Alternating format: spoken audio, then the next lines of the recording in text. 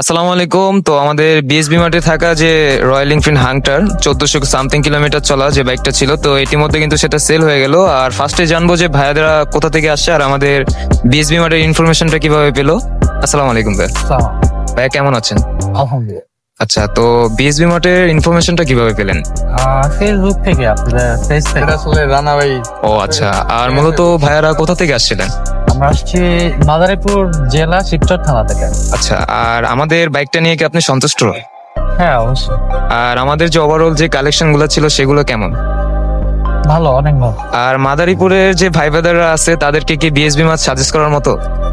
অবশ্যই আচ্ছা, তো ভাইয়া সাবধানে রাইড করবেন। আর আমাদের বাইকটি কিন্তু আপনি এক্সচেঞ্জের পাশাপাশি ডিরেক্ট সেলও করতে পারবেন বা এক্সচেঞ্জও করতে পারবেন। তো সাবধানে রাইড করবেন আর সাবধানে যাবেন। আসসালামু আলাইকুম।